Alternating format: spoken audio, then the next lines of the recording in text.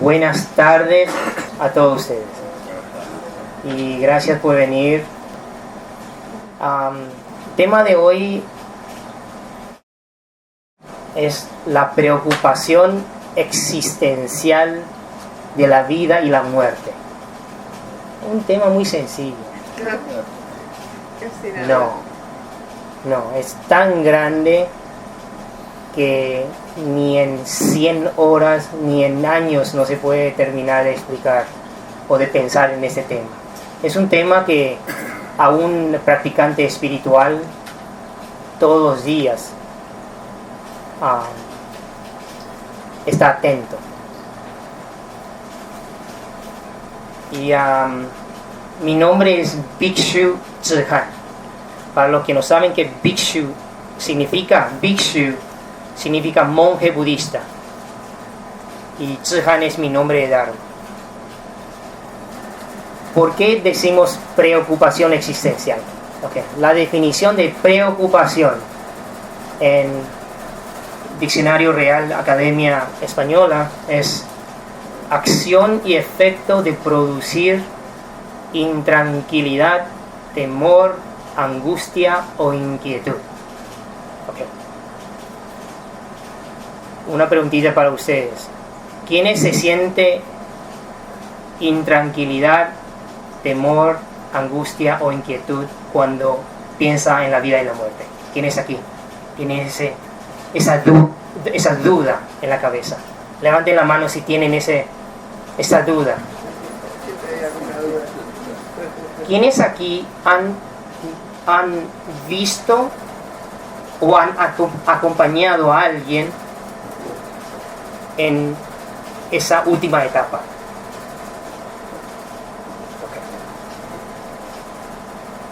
Ahora, primero, ¿por qué la vida o el nacimiento nos hace sentir felices, pero la muerte nos causa tristeza?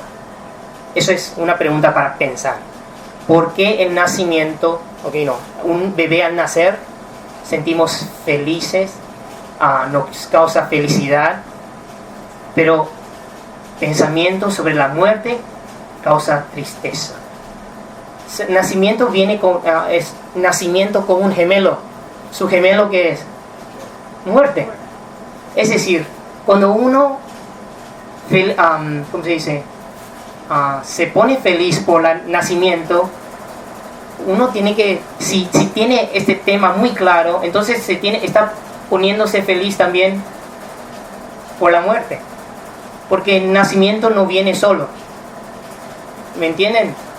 Estoy tratando de hacer un cambio de paradigma en sus mentes, porque desde el punto de vista budista, nacimiento viene con envejecimiento, enfermedad y muerte. Ese es el proceso. No es que comienza y después, entonces nosotros nos metemos como en un agujero y pensando que el nacimiento es la única cosa. No, viene ya con las otras tres. Y el comienzo, si lo pensamos como el comienzo es el nacimiento, entonces, ¿cuál sería su fin de este segmento, digamos? La muerte. ¿Por qué sentimos intranquilidad y angustia cuando alguien habla de la muerte? Es como un tema que en muchas culturas no se puede hablar, no se puede comentar. No sé el caso en la Argentina, digamos, uno va a una reunión de amigos y ahí están comiendo y alguien dice, bueno, yo acompañé a alguien a fallecer y qué bueno, qué tranquilidad. ¿Se puede hablar de así culturalmente? No, a nadie le gusta. Pero cuando dice, tal bebé nació y tal, ¿y se puede hablar? Sí. Pero eso, le voy a comentar algo. Nosotros como practicantes o buscadores espirituales tenemos que empezar a ver las cosas un poquito diferente. Porque si no hay cambio de paradigma, uno va a estar autoengañándose. ¿Me entiende? Ahora, puede ser que sí, culturalmente En la cultura china no se puede hablar de la muerte. Es como hasta morir no se puede hablar de la muerte. Es tabú. Pero lo que yo hoy voy a ofrecer es una perspectiva budista de cómo ver nacimiento y muerte y cómo entenderlo. ¿Por qué tenemos miedo por la muerte cuando ya al nacer sabemos que vamos a morir? Temor usualmente es ¿para qué? Para cosas que no sabemos resultado. Pero si ya sabemos que vamos a morir, ¿para qué evitar de aceptarlo? Y no, eso es para pensar, ¿ya? Y voy a ir como explorando este tema. Ahora, voy a explorar el tema de la vida y muerte en esta secuencia. Primero voy a hablar sobre el renacimiento y después voy a hablar de la vida y después de la muerte. Porque quiero hablar del proceso de renacimiento según perspectiva budista. Ahora, mi información está basada en textos budistas y el renacimiento específicamente está explicado en Abhidharma. Y habla de cómo la conciencia y el cuerpo, los 6 sentidos, qué pasa durante ese proceso. Y también basado en mis experiencias acompañando, y muchas ya, 20 años como monje, ya he acompañado mucha gente en el proceso a borde de la muerte o acompañarlo a los recién fallecidos. Okay. Y voy a hablar de esa experiencia. Y por supuesto, tenemos creo que hasta las 8, entonces voy a hablar hasta las 7:30 y abrir para las preguntas. Okay. Y si yo estoy haciendo una pregunta, no es para que respondan enseguida, es para pensar, para anotar, para pensar. Empezamos a explorar el renacimiento. Ahora le explico algo. ¿Por qué en mis traducciones o en mis charlas yo hablo de renacimiento en vez de reencarnación? A una razón de palabra, definición. Renacimiento significa acción de volver a nacer. Pero reencarnación es acción de volver a tomar forma corporal en carne y hueso. Ahora eso y también implica la existencia de un alma permanente. Según el modelo budista, uno no necesariamente renace como humano o animal. Humano o animal sí tiene cuerpo, pero en renacimientos celestiales son cuerpos de luz, de diferentes sutilezas de luz. Y en otros reinos que llamamos reinos malvados, entonces son de otra esencia. Y por eso yo prefiero usar la palabra renacimiento en vez de reencarnación. El renacimiento, según budismo, es el proceso en que las fuerzas kármicas, sean positiva o negativa, del pasado, sumadas con las de la vida presente, forman un impulso que nos empujan hacia la vida futura. Ahora, para que un nacimiento termine y comience en otro nacimiento, requiere también condiciones de ¿qué? Que hay codicia, ira e ignorancia. Okay. Ahora, ¿qué quiere decir eso? Es decir, cuando un niño le dice a su madre y está caprichoso y la mamá le quiere decir, tiene que hacer esto y esto, y el chico le dice, yo no pedí a nadie a renacer, me traíste al mundo. Teóricamente está mal postado esta frase. No es cierto. Para renacer tenemos que tener el deseo de renacer. Tenemos que tener el apego a la existencia. Sin ese apego a la existencia, uno no renace. Es decir, todos los nacimientos, el proceso de renacimiento es algo que sea consciente o subconsciente en nuestro, debido a nuestro apego al yo, nosotros renacemos. Okay. Eso es muy importante para entender. ¿Quiénes aquí han leído el libro tibetano de los muertos? Okay. Este título es muy frecuentemente citado en el occidente. Y estoy seguro que la pregunta va a salir, pero le voy a decir una cosa.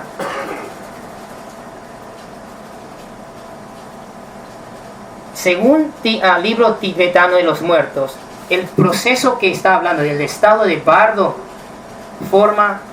sería el cuarto tipo de fuerza kármica que guía al próximo renacimiento.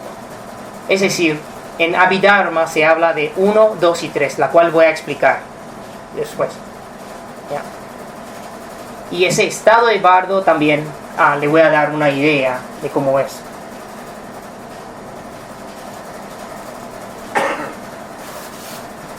Fuerzas kármicas que determinan el próximo renacimiento en tiempo de la muerte. Primero, el primer criterio que es importante considerar es fuerza según karma fuerte, positivo o negativo.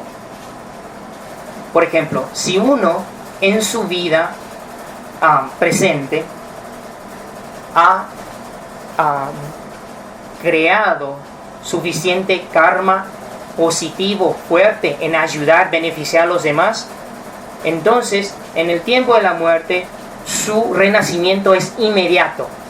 Recuérdense, inmediato. En textos budistas, en Agamas y Nikayas, dicen que es como usan el ejemplo de brazos, los dos brazos extendiendo así, ahí, mover para el otro lado y ya uno renace, es inmediato.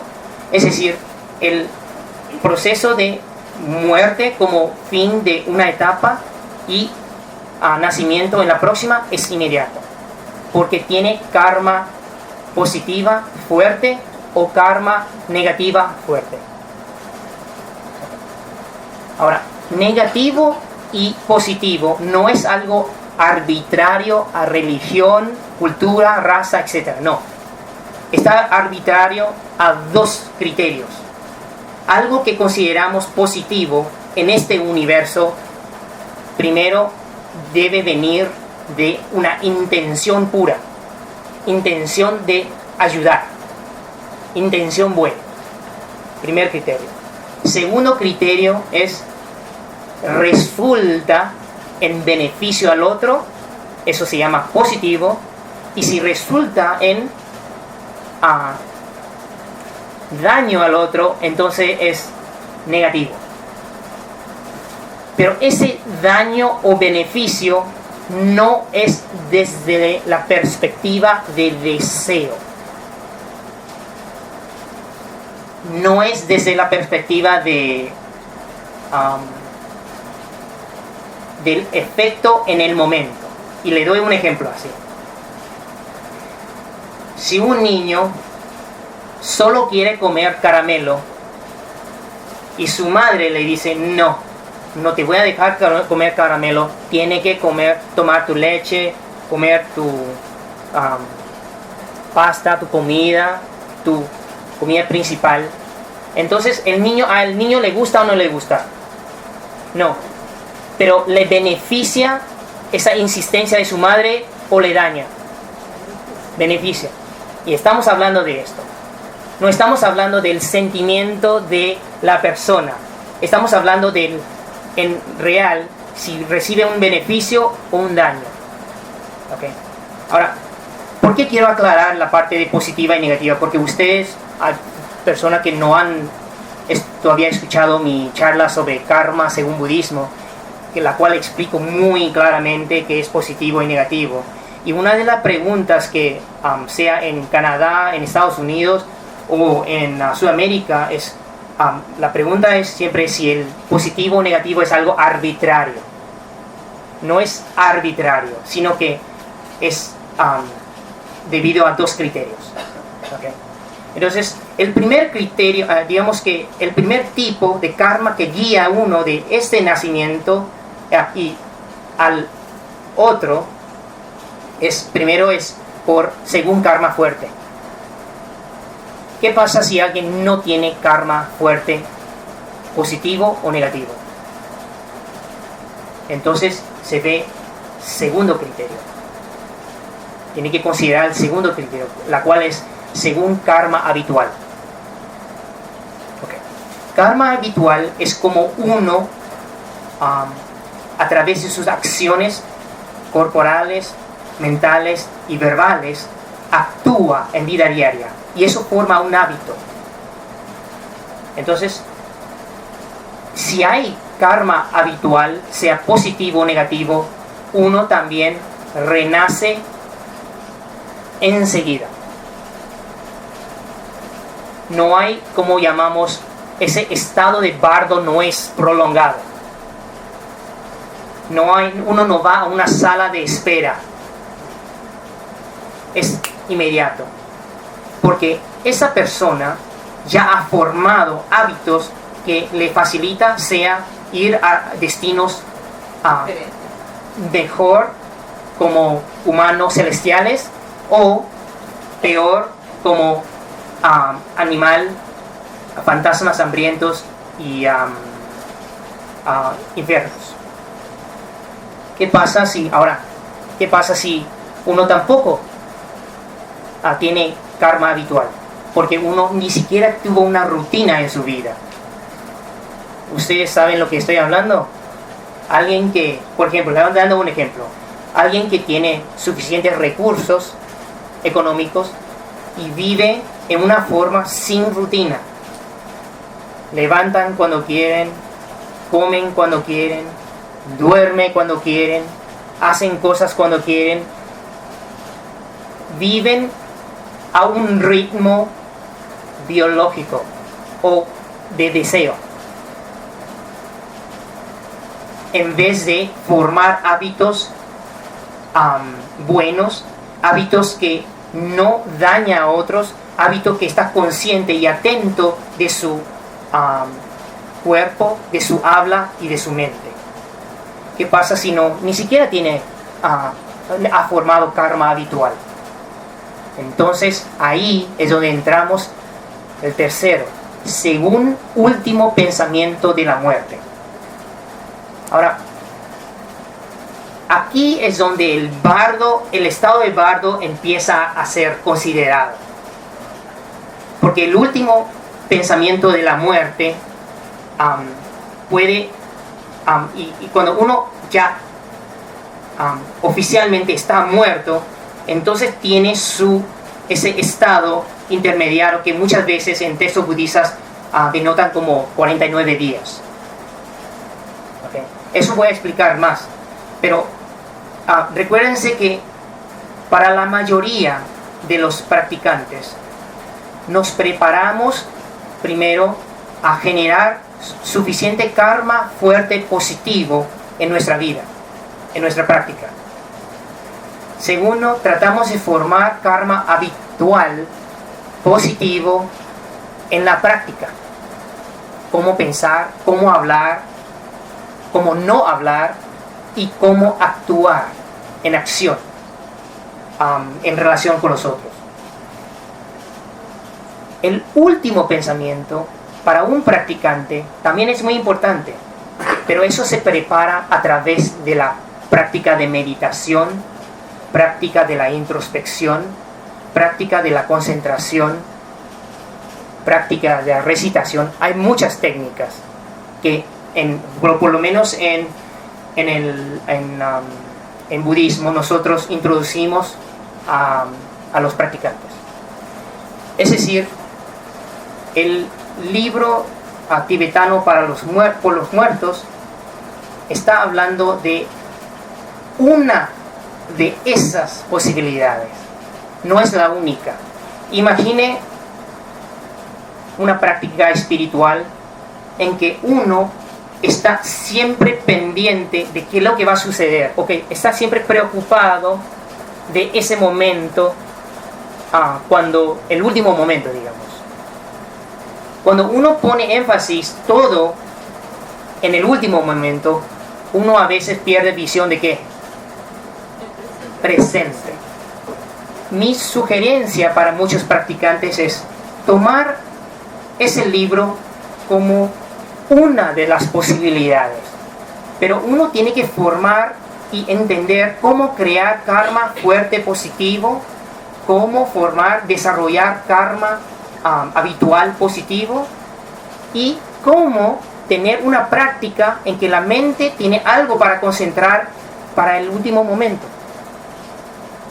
Y si le gusta practicar lo que el libro habla de cómo conectar con las deidades, entonces también puede ser. Pero no puede ser solo uno, porque nosotros estamos más tiempo vivo o muerto. ¿No saben la respuesta? Vivos, obviamente. La muerte es así. La enfermedad, la vejez, eso es lo arduo. Eso es donde nosotros ponemos nuestro esfuerzo en la práctica. El último momento va a venir en una forma muy natural. ¿En qué sentido?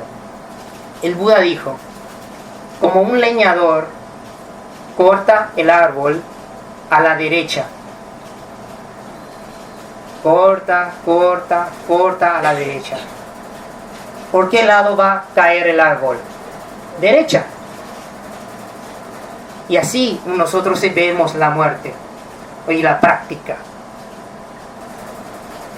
Eso es dándole una idea en general de lo que el renacimiento es, el proceso. Después, cuando estoy hablando de la muerte, voy a hablar de los detalles que sucede en el fin, digamos. Pero antes de eso, ¿qué tenemos? La vida. Que es y vamos a usar el nacimiento humano como un ejemplo. 2500 años antes, el Buda Shakyamuni ya habló sobre el proceso de nacimiento a través del concepto de las 12 eslabones del surgimiento condicionado. ¿Quiénes han escuchado las 12 eslabones? ¿Tienen una idea? Bueno, yo voy a darle una idea y explicarle un poquito. Sin máquinas, sin tecnología, el Buda ya pudo explicar exactamente lo que sucede en ese proceso de nacimiento. Y esa cadena de nacimiento, surgimiento condicionado, empieza con ¿qué? La ignorancia. Primero, la ignorancia y la volición. Volición sería esa fuerza kármica. Y entonces, esas son dos causas del pasado. Ahí, con la conciencia, ¿y qué necesita como condiciones? Espermatozoide del padre y óvulo de la madre. Concepción, en el sentido budista, empieza cuando el cigoto formado. Es decir, en textos budistas dicen el rojo y el blanco. El blanco entra al rojo, al óvulo, espermatozoide entra al glóbulo y el óvulo fecundado, entonces cambia de esencia y no deja otro espermatozoide, entra, y ahí en ese momento la conciencia ya entró. Entonces cigoto, que llamamos nombre y forma. ¿okay? Que es la cuarta parte de los eslabones. ¿Okay? Primero es ignorancia, volición como causa, conciencia tercero, y nombre y forma es número 4. ¿Okay? Entonces, cigoto, ya ahí concepción surge. ¿Qué pasa si el cigoto no llega a útero y se pega? Entonces, a miscarriage, ¿cómo se dice? Se pierde. Entonces, es decir, esa vida, ese nacimiento fue muy corto. Puede ser de un día, de 2 días. En textos budistas habla de una concepción, una vida de 7 días. Y no está hablando de 7 días después de nacer, de salir del cuerpo de la madre. Está hablando ya adentro. Y por eso los chinos, como cultura, cuando nacimos, después de nacer ya tenemos 1 año. ¿Ustedes saben eso? Ya. Cuando en la cultura china, uno al nacer ya tiene 1 año de edad. Porque reconoce que hubo ese proceso de concepción y la formación del feto y todo eso. Okay. Entonces, nombre y forma. Cigoto, forma. ¿Y qué pasa? 6 sentidos empiezan a formar. ¿Okay? Ustedes saben que los 6 sentidos, ¿no? Ojo, oído, nariz, lengua, cuerpo. Así. Y después, en 1, 2, 3, 4, 5. 5 es el 6 sentido.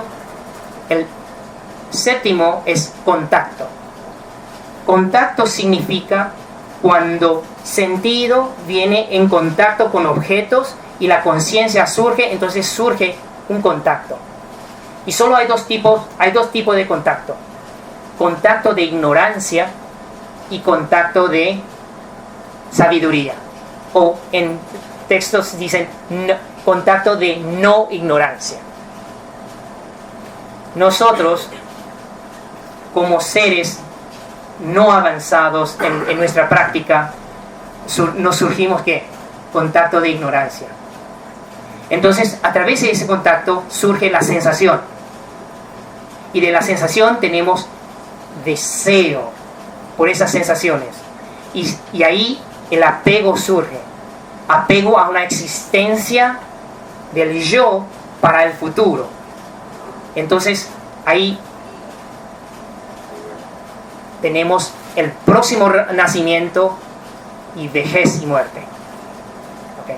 Entonces, las 12 eslabones, como para introducirlos a surgimiento condicionado, es: número 1 es ignorancia, volición, segundo es volición, tercero es conciencia, cuarto es nombre y forma, quinto es 6 sentidos, sexto es contacto, séptimo es sensación, octavo es deseo, noveno apego, y 10º existencia futura, 11 nacimiento, y 12 vejez y muerte. Esa es la cadena. Cuando en budismo hablamos de la liberación o estado de liberación, ¿qué estamos haciendo? ¿Qué estamos refiriendo? Es cuando el contacto, cuando surge con objeto y surge la conciencia, el contacto que surge es de sabiduría. Que uno no está apegado al nihilismo ni al eternalismo, de un yo, un alma permanente. Cuando uno no se apega de ese yo como algo concreto que no cambia, que es permanente, entonces uno empieza a entender que es un contacto de sabiduría. Y cuando eso es sin interrupción, ese entendimiento, ese contacto que surge de sabiduría es todo tiempo todo, entonces en tiempo de la muerte uno no se conecta con la próxima, no alimenta al próximo nacimiento, y ahí surge lo que llamamos estado de nirvana. Y en ese estado estamos hablando de no codicia, no ira y no ignorancia. Ahora, es importante que sepan ese proceso de la vida, por lo menos del nacimiento humano, para entender, nosotros estamos aquí por una razón, porque queremos, no es que alguien nos puso aquí. Nosotros, por nuestro apego a esa existencia, estamos aquí. Ahora, la cuestión es, ¿qué es lo que aprendemos en ese proceso y cómo nosotros vamos avanzando y podemos avanzar hacia la liberación, digamos, hacia el estado de nirvana? La vida. Terminé de hablar. Ahora la muerte. Eso, a usted le encantan de hablar de la muerte. Todos quieren saber de la muerte. Y vamos a hablar de la muerte de una forma muy feliz, muy tranquila y en una forma de aceptación. Es lo que yo le quiero introducir, hacer ese cambio de paradigma en su cabeza. Aceptar la muerte como algo del proceso de la práctica espiritual te va a liberar. Si uno no puede aceptar ese fin de ese, ¿cómo se dice? Esa competición o esa carrera, y que hay un fin de un segmento. Si uno no puede aceptar eso, uno le va a tener muchas trabas en la práctica espiritual, porque ni siquiera quiere aceptar esa parte. Tiene miedo de esa parte, y ese miedo te va a generar muchos obstáculos, porque uno siempre está trabado. Es como una pierna está atado a algo.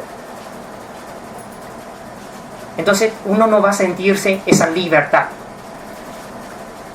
¿Quiénes aquí han tenido una experiencia cercana a la muerte? Aquí en esta audiencia. Cercana, muy cercana. Yo conozco familiares, un tío que habló de esa experiencia, y después voy a compartir con ustedes y cómo se relaciona con la práctica, digamos. Okay.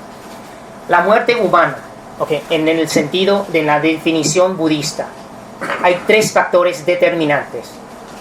Primero, la respiración cesa. Segundo, la función de la conciencia cesa. Tercero, el calor del cuerpo desaparece. Esos son 3. En el sentido budista no medimos la muerte como los científicos miden con la máquina. ¿Me entienden? No es que la máquina te dice que no hay actividad mental, uno ya está muerto. No es así. Es más sutil que eso. Hay personas que están casi como atrapados en su cuerpo, que no puede hablar, no puede mover, y están ahí por años, como encarcelados en su propio cuerpo. Ustedes saben lo que estoy hablando, ¿no? ¿Y qué pasa después de 10 o 20 años? Despiertan o pueden volver, digamos, pueden comunicarse de nuevo. Entonces, esas 3, muy importantes, definiciones.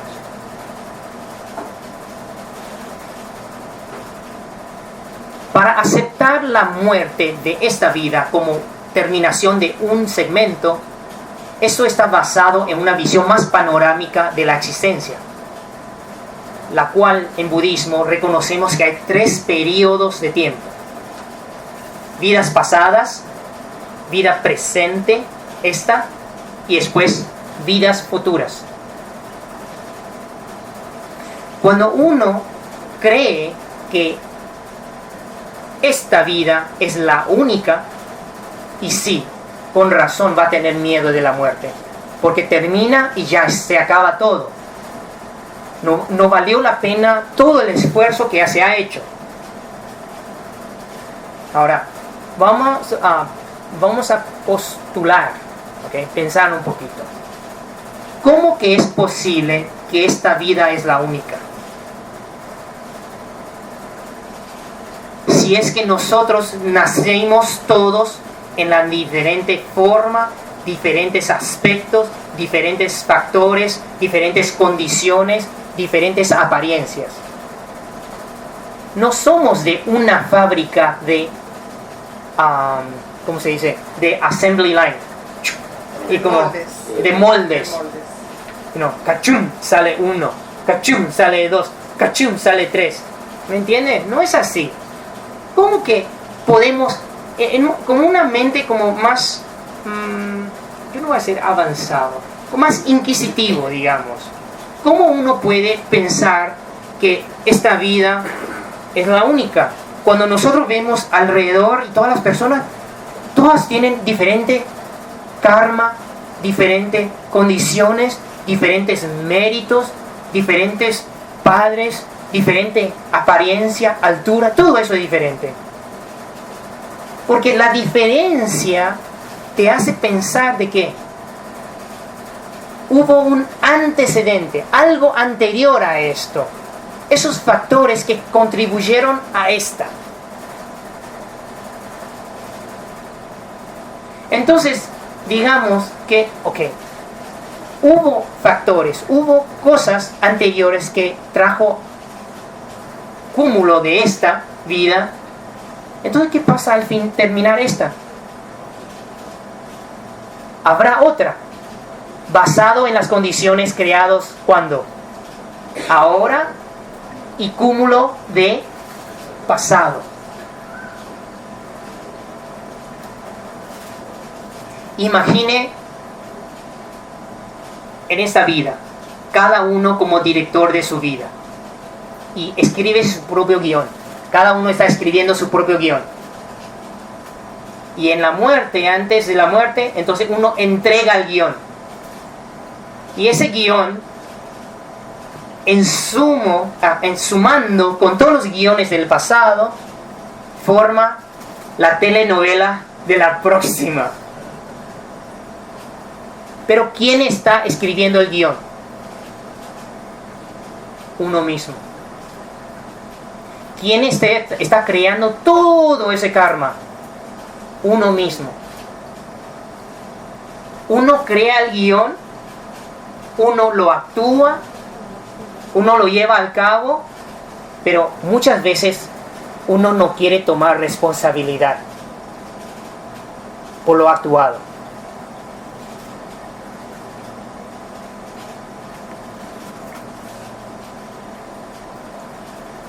La muerte no es final. Representa solo el fin de un segmento y da paso a la próxima vida. Ese es el entendimiento correcto, o digamos según budismo, de la muerte. La muerte no es evitable. Muchas personas lo intentaron y hasta ahora nadie pudo evitar la muerte. Es parte del proceso de nacimiento, vejez, enfermedad. Es parte del surgimiento condicionado.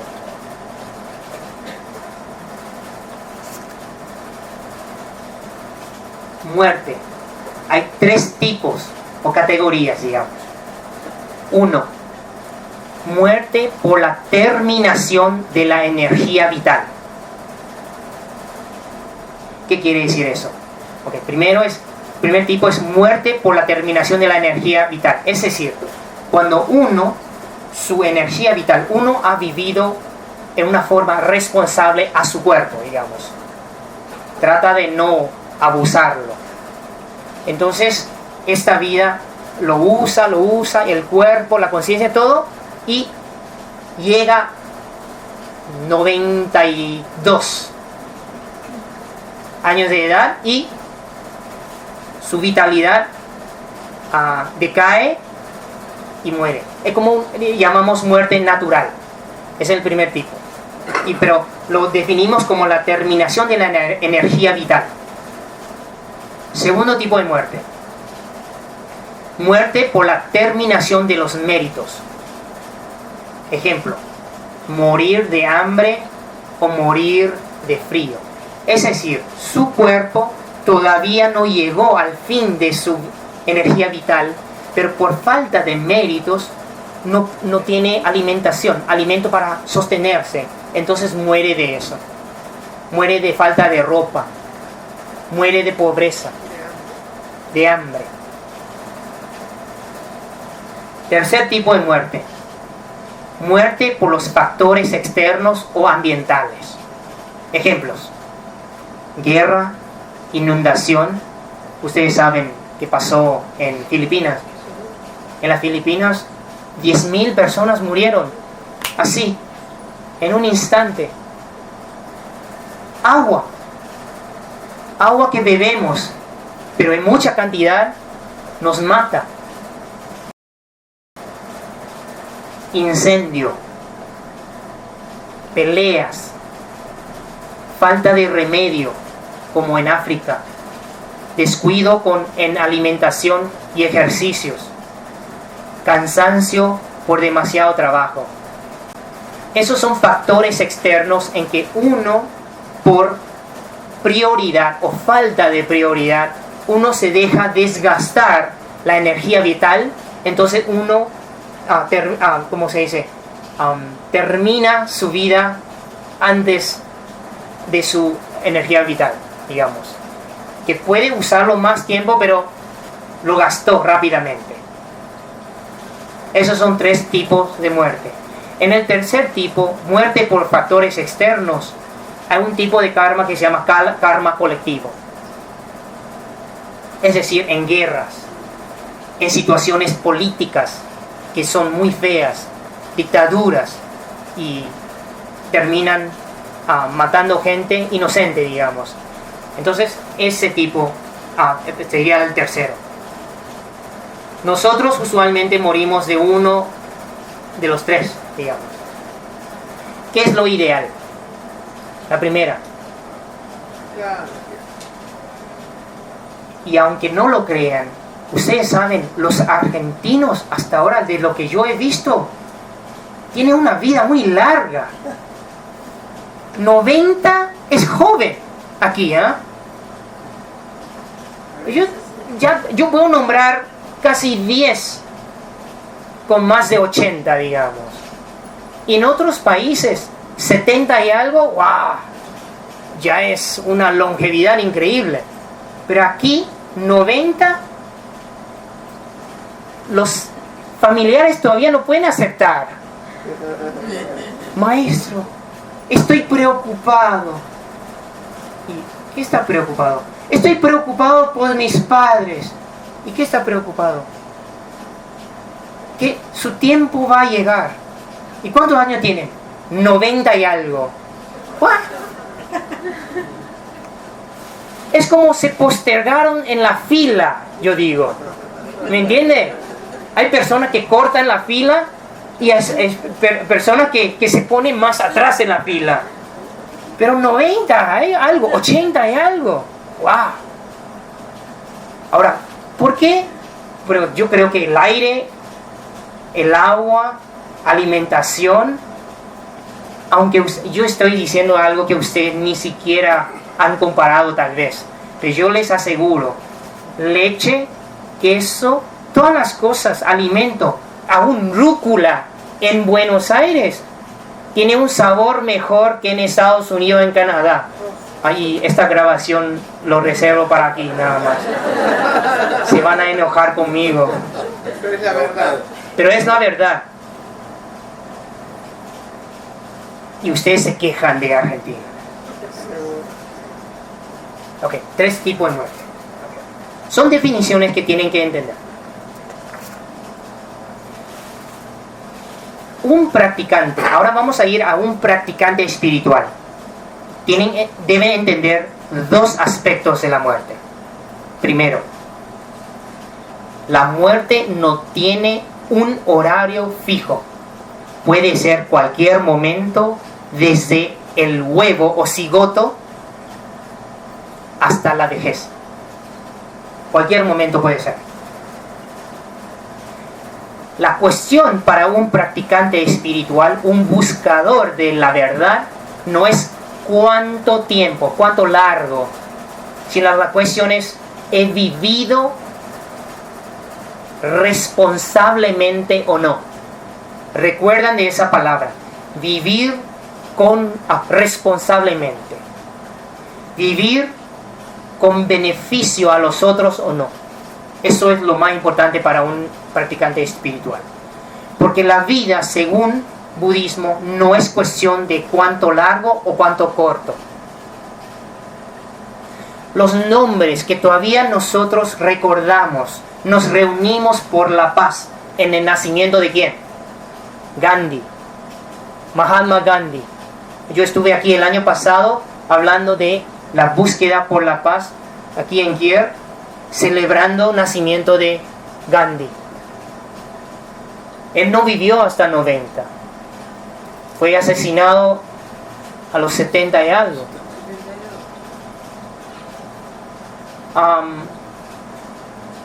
Personajes.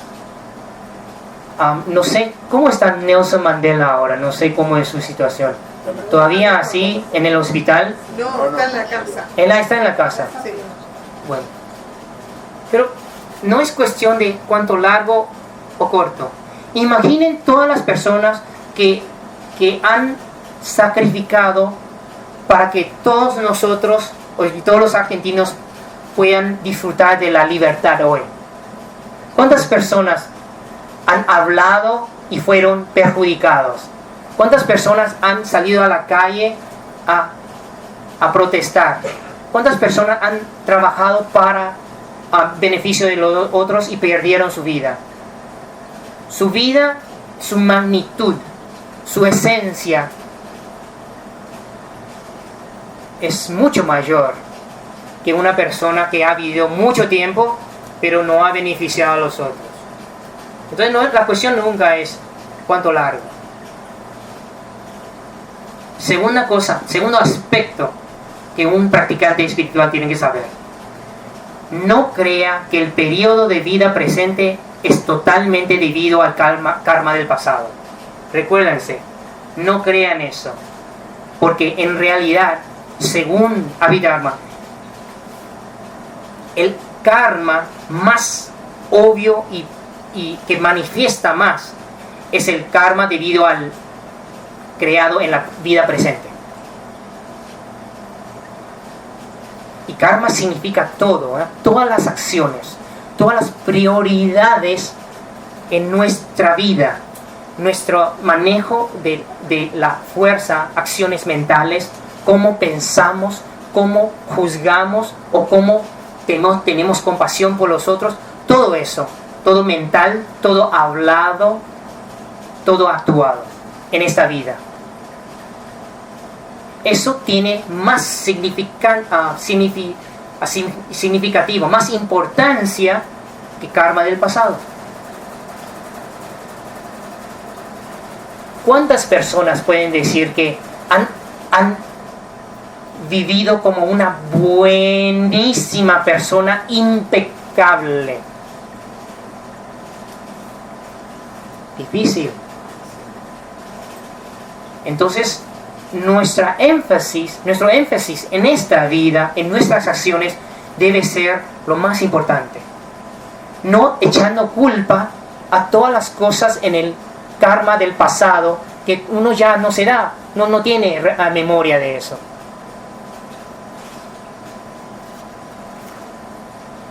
Ok. La muerte de los budas, los liberados, los practicantes avanzados. Les voy a dar una idea. El Buda Shakyamuni, 2500 años antes, anunció su muerte 3 meses antes. Es decir, él dijo a los alumnos, los discípulos: voy a fallecer, voy a entrar y usamos el término parinirvana, nirvana completo. Voy a entrar en nirvana 3 meses después de mi anuncio. Y el día de la entrada en nirvana se acostó entre 2 árboles de shala y se fue. Parte del temor de nosotros por la muerte es no saber cuándo tenemos. Pero los practicantes, los budas y practicantes avanzados, saben. Los discípulos del Buda, Shariputra, cuando el Buda anunció que iba a fallecer en 3 meses, Shariputra fue al Buda y le preguntó: Maestro, yo no quiero verte entrar en Nirvana. ¿Me da permiso a ir primero? Y cruzó sus piernas en postura meditativa y se fue. Bueno, son muy avanzados, ¿no? Ok, vamos a ir un poquito más bajo, más cerca a nosotros, ¿ok? Solo dándote ejemplos de personas que lo han hecho. Practicantes monjes contemporáneos. En la China había un maestro Hongyi, en 1940 y algo 50. Él, a los 70 años de edad, se dio cuenta que su cuerpo, su energía vital estaba decayendo. Entonces él empezó un proceso de 1 mes y a convocar a sus alumnos y diciéndole que él ya va a ir preparándose para su último momento. Entonces paró su comida sólida, después paró su comida de líquido, después solo tomó agua y después no agua, y un día, cuando 1 mes llegó, ahí acostado a la derecha, falleció. Eso es en la China. Otro ejemplo, en Taiwán, un maestro que anunció su muerte 1 mes antes y convocó 30,000 personas que vinieron a despedirle a él. Y en presencia de una multitud de personas mirando el lugar donde él estaba sentado, llegó la hora, miró para al lado a sus alumnos y dijo: bueno, me voy.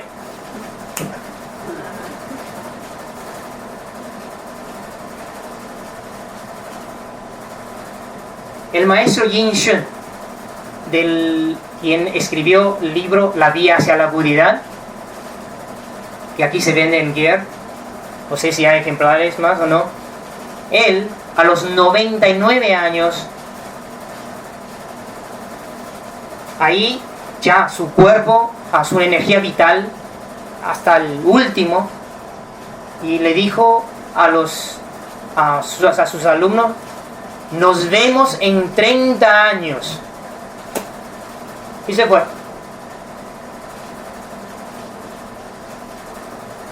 Tal vez eso es todavía demasiado lejos de nosotros. Vamos a hacer otro ejemplo de practicantes laicos.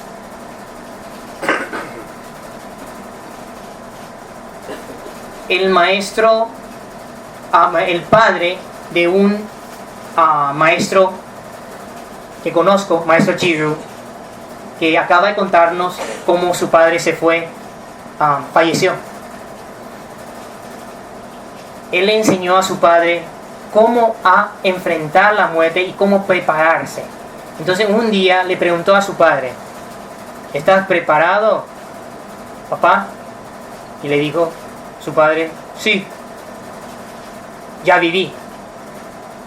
Entonces la familia es muy grande, 100 personas. Entonces en 3 grupos se dividieron a venir a visitar el padre y recitar nombre de Buda con él. En 10 días, en el 10º día, el padre falleció en la recitación, en medio de la recitación del nombre de Buda. 10 días y no sufrió nada. La práctica espiritual, digamos, por lo menos de lo que sabemos en budismo, ofrece técnicas cómo uno puede enfrentar la muerte con más dignidad, cómo uno puede prepararse para ese momento sin causar dolor y sufrimiento a uno mismo o a los demás. Y también, entendiendo el proceso, sabemos cómo acompañar a los otros en ese último momento. ¿Qué usualmente nosotros hacemos en el hospital cuando un familiar está enfermo? Le vemos, sentimos pena y ¿qué pasa? Empezamos a llorar. Le pregunto algo, como lógicamente, ¿usted cree que la tristeza y llorar y eso crea karma o energía positiva o negativa? Negativa. Obviamente. Pero una energía, una calma, una tranquilidad, ¿qué tipo de energía genera? Positivo. Entonces, cuando una persona está débil, está por fallecer, ¿qué tipo de energía debemos crear, producir alrededor de esa persona? Energía positiva, energía de luz. Positivo genera luz, negativo genera ¿qué? Oscuridad. Más, y yo ya comprobé que tal como en Argentina la cultura o en Asia, es importante culturalmente llorar para en tiempo de muerte, porque eso demuestra que uno realmente ama al fallecido. Pero eso va en contra de la práctica espiritual. Lo que nosotros enseñamos a la gente en el acompañamiento es hablarle suavemente, no tocarle por todos lados, no generarle ¿cómo se dice? Disconfort. Acariciar sus manos, pero hablarle suavemente y asegurarle que todo está arreglado. No se preocupe de los otros. Váyate tranquilamente. Y cuando uno está emocionado en ese acompañamiento, uno sale del cuarto para llorar y después vuelve. Pero uno trata de no alterar al estado mental de la persona en ese proceso de fallecimiento. Tengo una lista de 14 cosas que son experiencias que se llaman experiencias de fallecimiento, de personas que tuvieron experiencia extracorpórea sufrida y después y que le han declarado estado clínicamente muerto, pero volvieron. Y hablan de esa experiencia de una forma muy parecida, digamos. Y hay 14 cosas que se parecen. Y el título de este estudio se llama El segundo antes de la muerte. Un segundo antes de la muerte. ¿Qué sucede en el individuo? Uno escucha o se entera de la noticia de su muerte. Las personas alrededor diciendo, está muerto. O siente. Y le voy a decir, no es necesariamente escuchar, ¿no? Sentir ese dolor de la persona alrededor y que le está anunciando que uno ya no está. Segundo, uno siente un alivio del momento que ya no siente la carga del cuerpo, lo corporal. Entonces uno siente un alivio total. Tercero, uno le tiene memoria o escucha sonidos de otro mundo. No, esas experiencias no son necesariamente común a todos, pero estoy seguro que uno de los 14 le va a ocurrir a cada uno de nosotros. Y voy a apuntar a esa experiencia relacionado con lo que en mis acompañamientos de la gente. Cuarto, uno siente que le están arrastrando a un espacio de oscuridad. Y una de las experiencias muy comunes es cuando uno está en el estado de delirio, ¿no? Delirio. Sí. Delirio. Sí. Y muchos alumnos practicantes me dicen que sienten que alguien le está arrastrando, cobrando. Y cuando les surge a un pensamiento de nombre del Buda, de algo positivo, algo de luz, algo de bondad, de compasión, entonces se incrementa la luz y la oscuridad desaparece. Y eso aún le puede suceder a una persona en el hospital, que muchas veces me cuentan de lo que en su estado de delirio, qué es lo que sienten, de lo que sus experiencias. Quinto, uno ve su propio cuerpo. Pero no es que la conciencia está mirando parece que la conciencia está mirándose desde afuera, pero la conciencia no fue a ningún lugar, solo que hay una separación de cuerpo y mente. Es como una expansión de los sentidos, y uno es como se está mirándose así. Y eso es lo que una experiencia de mi tío cuando tenía 18 años de edad. Una persona, fueron a nadar y su amigo se ahogó, estaba ahogando. Entonces él fue a salvarlo, lo salvó, pero él se quedó ahí, y cuando le rescataron él ya no tenía respiración, y estaba en un lago en Taiwán, y él vio a su propio cuerpo muy alto, ahí desde la montaña, así mirando a su cuerpo. Y cuando le surgió la idea, ¿qué estoy haciendo aquí?, se despertó, porque él vio a la gente resucitándolo.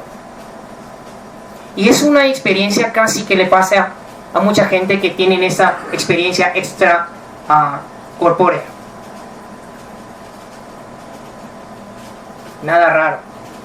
Uno quiere hablar, uno quiere expresarse, y los otros no te pueden entender. Ustedes saben, a un enfermo y así, quieren comunicar, pero no. Y por eso cuando nosotros acompañamos a alguien en ese proceso, le decimos, nunca le preguntamos cosas. Yo siempre voy al hospital y veo familiares, ¿y quieres agua? ¿Quieres esto? ¿Quieres esto? ¿Quieres mirar a eso? Es como está generando una aflicción a esa persona, porque no pueden responder. Entonces uno nunca le pregunta nada. Uno le dice, cálmate, esté tranquilo, todo está bien. Y si cree que necesita agua, le alcanza agua y le moja los labios. Pero uno no le hace preguntas, porque ¿qué pasa cuando nos preguntan algo y la boca está cerrada? No puede hablar. Frustración. Y uno siente ese parto de conciencia y el cuerpo constante. Es como hay aquí afuera, Es parte del proceso. Ahora, cuando uno está falleciendo, ¿qué sucede con sus sentidos? Auditivo, visual, todos los sentidos empiezan a apagarse. Pero ¿sabe qué pone muy sensible? La mente. La mente está muy sensible. Capta todos los sentimientos de los familiares alrededor. Y yo lo he visto con mis ojos cuando estaba visitando a mi abuela en Taiwán, que los familiares se reúnen alrededor del falleciendo y hablando de cómo repartir la propiedad y el dinero. ¿Ustedes saben qué tipo de frustración y dolor eso causa al que está muriendo? Es como esta persona está apegado al amor que siente y después siente que ese materialismo, ese utilitarianismo en la cabeza de los familiares, ya pensando cómo repartir, dividir las cosas. Todo eso, reconozco que sí, hay cosas trámite que hacer, pero no háganlo alrededor del que está falleciendo. Uno se sale afuera, se alejan del individuo sin generarle ese dolor de que uno al fin no vale nada y solo vale la cuenta bancaria. ¿Me entienden? Estoy hablando de algo muy al corazón, ¿eh? Y uno está consciente de los sentimientos de la persona alrededor. ¿Y qué sucede usualmente? Ahora, eso es algo muy común. Uno ve la luz. La luz le aparece. Pero ¿qué pasa cuando uno no tiene nadie para recordarle que vaya con la luz, que vaya con la tranquilidad, que vaya con calma? Uno no quiere irse porque no quiere despedirse. Y entonces, ¿qué pasa con la luz? Desaparece. Uno siente una separación en su mundo y el mundo exterior. Ese es otro sentimiento. Y lo más impactante es el 14. Uno ve su vida presente como una película. Según budismo, según la filosofía budista, nadie nos juzga. ¿Sabe quién nos juzga a nosotros mismos? Nosotros. Imagina a una persona, a cada uno, mirando su propia película. Y un segundo no es nada, porque la memoria no tiene una relación de tiempo o espacio. Recuérdense, esa película de nacimiento a muerte, todo lo que uno ha hecho, de repente, así como un flash en tu mente mental, como una película mental, es tan impactante que si esa persona hizo mucho karma positiva, entonces ¿cómo va a sentirse? Alegría, calma, felicidad. Pero ¿qué pasa si uno ha pasado la vida entera tratando de aprovechar de los otros? Y va a ver esa película sintiendo ¿qué? Temor, inseguridad. En la práctica budista habla de aplicaciones de las técnicas que practicamos mientras estamos vivos para usarlo en ese momento, en el último momento. Por ejemplo, recitación de mantra. Cuando uno puede recitar, digamos, y voy a hacer una propaganda para Om Mani Padme Hum ahora. El 30 de noviembre vamos a convocar a lo más posible gente para estar reunidos en Paseo La Plaza, Sala Pablo, Teatro Picasso, 30 de noviembre a las 2 de la tarde. Vamos a reunirnos para recitar Om Mani Padme Hum juntos. A las 2:30. 2:30. A las 2:30 de la tarde. Entonces, si uno tiene una práctica de mantra de Om Mani Padme Hum, entonces, ¿qué hace esa persona en su último estado, digamos? Última etapa. Entonces, uno recita Om Mani Padme Hum en su mente, en su corazón. Y si los familiares, si los compañeros, los practicantes compañeros saben de su práctica, entonces le acompañan a esa persona recitando Om Mani Padme Hum. Uno no va a estar recitando otra cosa, sino uno tiene que estar consciente de la práctica de esa persona y lo acompaña así. Puede ser también mantra de gran compasión, que es más largo.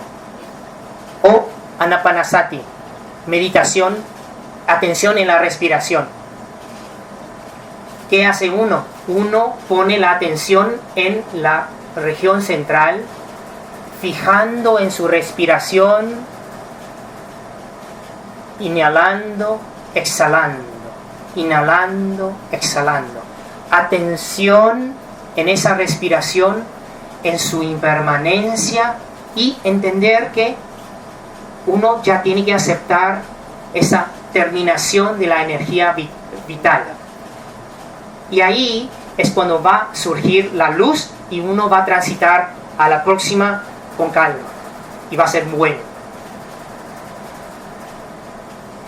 También hay práctica de Kayasati, que uno se concentra en surgir y bajar de parte de abdominal, la respiración también. Uno atento en su cuerpo, sin generar ningún pensamiento, solo atención en el cuerpo, viendo el cuerpo tal como es, recibiendo, aceptando su fin, que es fin que da un comienzo a la próxima vida.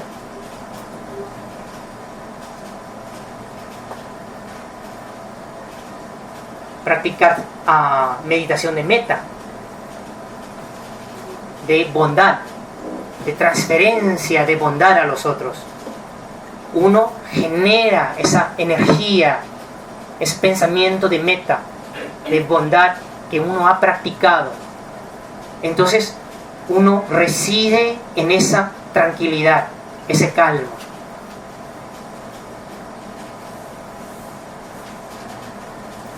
Esas son aplicaciones. Entonces, como conclusión, y para que puedan hacer preguntas y comentarios, entender la muerte tenemos que entender que la muerte es nada más que un proceso y aceptarlo, en vez de rechazarlo. Mientras vivo, tratamos de crear karma fuerte positivo y desarrollar karma habitual positivo. ¿En qué sentido? En una forma que ya pueden empezar con esa práctica. No estamos hablando de hacer una donación grande o deshacerte de todas tus riquezas y para un hospital o algo así, no. Pueden empezar con una cosa muy, muy simple, pero que va en contra de nuestra envidia y celos. El regocijo. Cuando uno ve buenas acciones de los otros, cuando uno se da cuenta que otros están generando bondad, están ayudando a los otros, cuando uno se entera que alguien está ayudando a los de las Filipinas, o como un ejemplo, uno regocija, uno dice, que esa persona tenga muchos méritos, me regocijo de ese buen logro, me regocijo de esa buena cosa. esa buena acción. Eso ya es una forma de cambiar el paradigma de la mente. Empezar a entrenar la mente para poder enfrentar la muerte con facilidad y dignidad. ¿En qué sentido entrenar la mente? ¿Por qué nosotros meditamos? Para poder tener control y dirigir nuestra mente a qué hacer, dominar la mente. No que dejar la mente pensar lo que quiera. Cuando nosotros aproximamos la muerte, el miedo puede surgir. Entonces tenemos que tener algo, un objeto mental para residir la mente.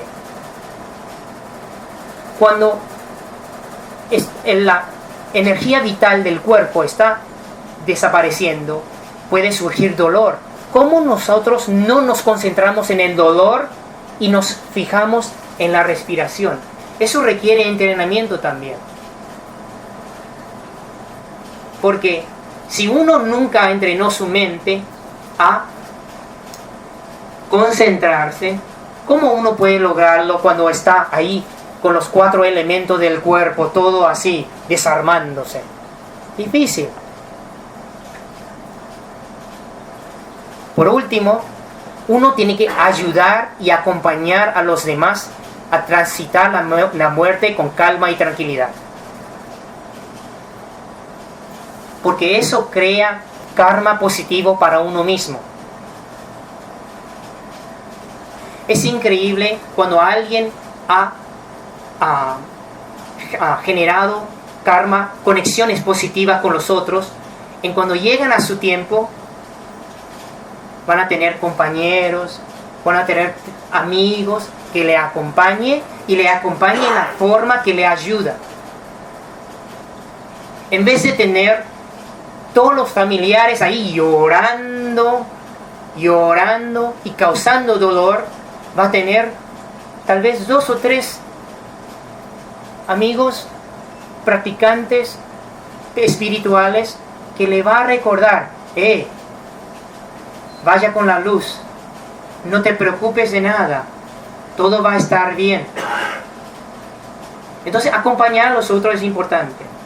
Y quiero retirar eso porque el rechazo que la mayoría de la gente tiene por la muerte impide que uno acompañe a los otros. Yo conozco psicoanálogos, personas que atienden a las personas, a analizarlos, ayudarlos cuando están vivos. Tienen miedo de acompañar a alguien en el tiempo de la muerte, porque no aguanta ese dolor de ver a alguien morir, partir. Nosotros tenemos que ver la muerte y acostumbrar a observar la muerte como parte de la vida. Yo ya he visto tantas muertes que yo ya entendí, o por lo menos me acostumbré a cómo mantener esa calma en ese momento para ayudar a esa persona y recordarle de cosas positivas para que no se metan en oscuridad, para que vayan en paz con la luz. Entonces les sugiero a ustedes también crear ese buen karma de acompañamiento a los amigos, familiares en ese tiempo. No tengan miedo de observar una muerte, sino que tienen que tener ese gana de querer acompañar a alguien.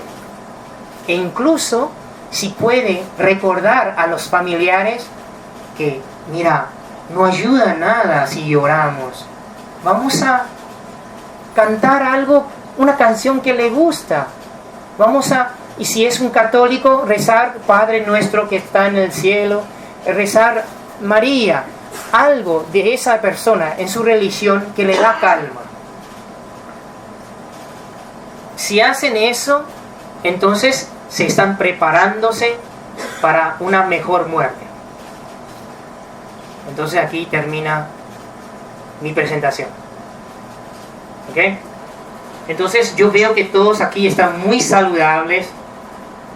Tienen que practicar. porque no se compra eso, ¿eh? Oh maestro, usted ha practicado. ¿Puedo comprar como boletos para que me dé esa capacidad? No, nadie te puede dar. Nadie te puede regalar una práctica espiritual. Cada uno tiene que hacerlo. Y cuando uno lo hace, uno va a sentir el beneficio o los beneficios. No crean que aceptar la eventualidad de la muerte no es importante. Yo te voy a decir una cosa. La práctica espiritual, cuando uno ya acepta esa muerte, esa eventualidad, y lo acepta en una forma feliz, ¿no? Va a llegar y no voy a resistir y va a ser como va a ser, estoy bien. Cuando uno hace eso y puede aceptarlo, por lo menos mentalmente, teóricamente, la práctica ya tiene su fuerza.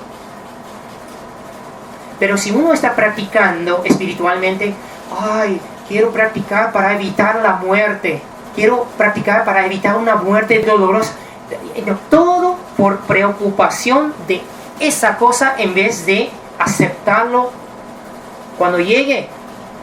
Entonces es otra práctica, es otro nivel, un nivel más bajo, digamos. Pero empieza todo en la mente y se dice cambiar el paradigma. Ver a la muerte como el amigo, ver a la muerte como tu hermano, ver a la muerte como parte de tu existencia, tal como es, sin rechazo y nada más que aceptación. Y tienen que empezar así.